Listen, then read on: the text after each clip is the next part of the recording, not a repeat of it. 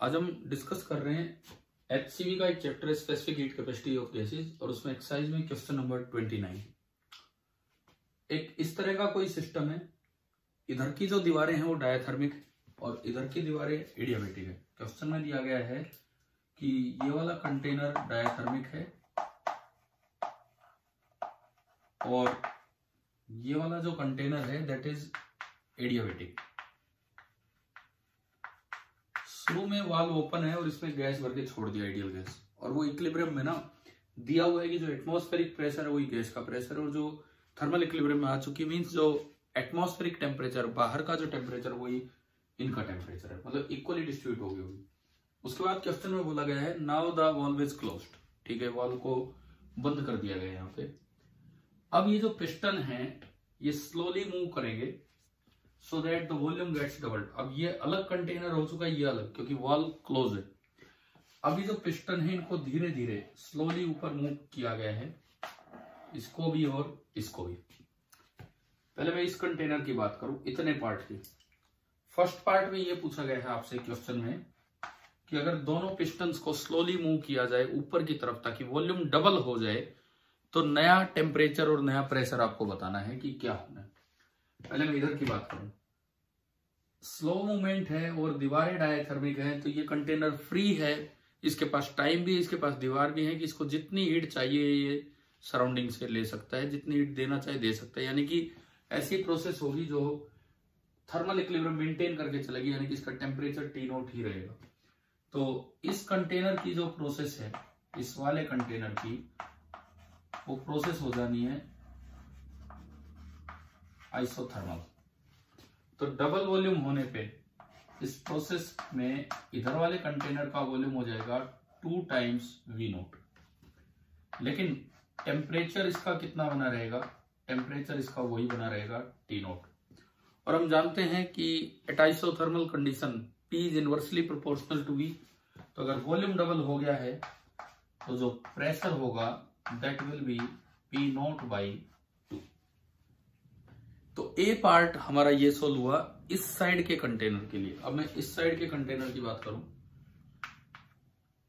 ये जो प्रोसेस बनेगी, क्योंकि इधर दीवारें एडियाबैटिक हैं तो ये प्रोसेस आपकी बन जाएगी एडियाबैटिक प्रोसेस। ये वाली जो प्रोसेस है दैट इज कंप्लीटली एडियाबैटिक। अब वॉल्यूम जो है according to the question volume double हो गया है। Now the volume has become 2V0। अब एक तो मुझे टेम्परेचर चाहिए और एक प्रेशर चाहिए। तो टेम्परेचर एडियाबैटिक में ऐसे निकल सकता है T × V⁻⁻1 इज कांस्टेंट, और गामा आपको दिया है, ये जो गैस भरी है इसका एडियाबैटिक इंडेक्स आपको दे रखा है। तो अगर T × V⁻⁻1 कांस्टेंट है तो आपने ये इक्वेशन यहां पे लगाई।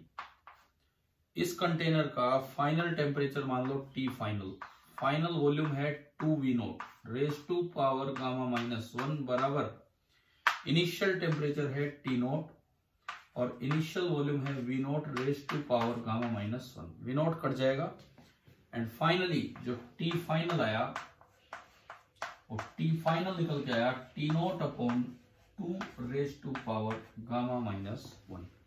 तो इस साइड वाले कंटेनर का वॉल्यूम डबल करने पे जो टेम्परेचर होगा वो ये हो जाएगा। अच्छा, अगर प्रेशर की मैं बात करूं तो एडियाबैटिक में हमारी इक्वेशन होती है PV⁻⁻ इज कांस्टेंट।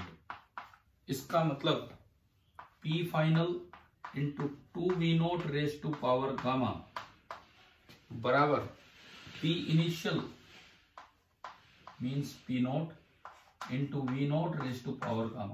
V0 से V0 कैंसिल, और यहां से अगर आप देखेंगे तो P फाइनल आ रहा है V0/2⁻⁻। ये हमारा फर्स्ट पार्ट होता है कि वॉल्यूम डबल करने पे, स्लोली वॉल्यूम डबल करने पे इस साइड वाले कंटेनर की कंडीशंस ये हो जाएंगी और इस साइड वाले कंटेनर की कंडीशंस ये हो जाएंगी। ये तो हमारा हुआ फर्स्ट पार्ट। हम चलते हैं सेकंड पार्ट पे। सेकंड पार्ट में बोला है the valve is now open for sufficient time. बोला कि अब इस वॉल्व को ना ओपन कर दिया और थोड़ी देर के लिए, काफी देर के लिए रुके रहे, so that the gases acquire common temperature and a pressure. Find the new values of temperature and pressure. अब अगर इस वॉल्व को ओपन कर दिया जाए और छोड़ दिया जाए गैस को थोड़ी देर के लिए स्टेबल होने तक, तो पूरे कंटेनर में क्या टेम्परेचर होगा और क्या प्रेशर होगा ये बताना है। देखो ये दीवारें तो एडियाबैटिक है, बट ये तो डायथर्मिक है। अगर आपने वॉल खोल के छोड़ दिया तो सराउंडिंग से हीट फ्लो तो बना रहेगा, यानी कि the whole container will act as a diathermic container. वहां से हीट नहीं आ पा रही, इधर से आके उधर चली जाएगी, बात तो एक ही है। इसका मतलब after opening the wall, after doubling the volume and opening the wall, volume double कर दिया और वॉल को ओपन कर दिया, तो ये कंटेनर ना कुछ ऐसा बना, ये उससे आगे ये, और वॉल्यूम 2V0 इधर, वॉल्यूम 2V0 इधर, बाहर का सराउंडिंग टेम्परेचर T0 है और सराउंडिंग प्रेशर P0 है। ये आपकी सिचुएशन है और अब इसको रोक दिया है। तो अब आपको बताना है कि नाउ P फाइनल क्या होगा, तो उसको P फाइनल डैश लगा देता हूं, एंड नाउ T फाइनल क्या होगा, मैं उसको T फाइनल डैश लगा देता हूं।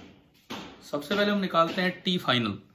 T फाइनल क्या होगा कि ये इक्विलिब्रियम में आ जाएगा विद द सराउंडिंग, क्योंकि डायथर्मिक दीवारें हैं और आपने थोड़ी देर के लिए इसको छोड़ दिया है। तो now the gas will become in thermal equilibrium with the surrounding. तो जो सराउंडिंग का टेम्परेचर है वही इसका हो जाना है। तो फाइनली ये हमारा बी पार्ट चल रहा है, तो finally T final will be equal to T surrounding, क्योंकि दीवारें थर्मल है, इधर से सॉरी डायथर्मिक है, तो T final will be equal to T naught. अब रही बात पी फाइनल की, तो उसके लिए हम थोड़ा आइडियल गैस इक्वेशन का यूज कर लें पी फाइनल के लिए। देखो यहां मैं बात करता हूं, सपोज पहले जब ये आधा आधा बटा था, आपने बाद में वाल ओपन बंद की थी, n मोल्स इधर थे और n मोल्स इधर थे। तो अब अगर मैं बात करूं तो पूरे में ओवरऑल कितने मोल्स हो गए, 2n मोल्स हो गए।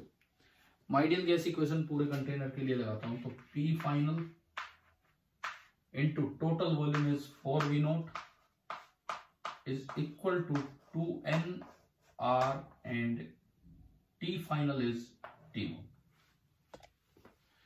ये आपकी फाइनल इक्वेशन नहीं, फाइनल आइडियल गैस इक्वेशन।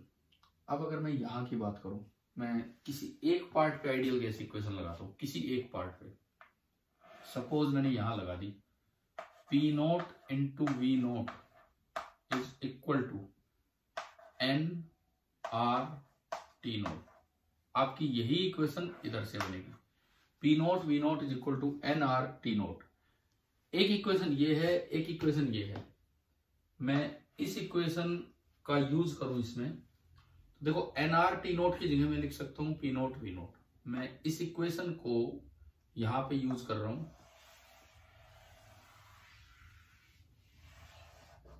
तो NR T0 की जगह आप लिख दो P0 into V0। This implies P final into 4V0 is equal to 2 times P0 V0। V0 से V0 कैंसिल, और अगर आप यहां से देखेंगे तो जो P फाइनल आएगा, जिसको हमने डैश लगा के बोला हुआ है, इट विल बी 2P0/4, यानी कि P0/2। ये आपका आना है P फाइनल। तो ये था हमारा क्वेश्चन नंबर 29।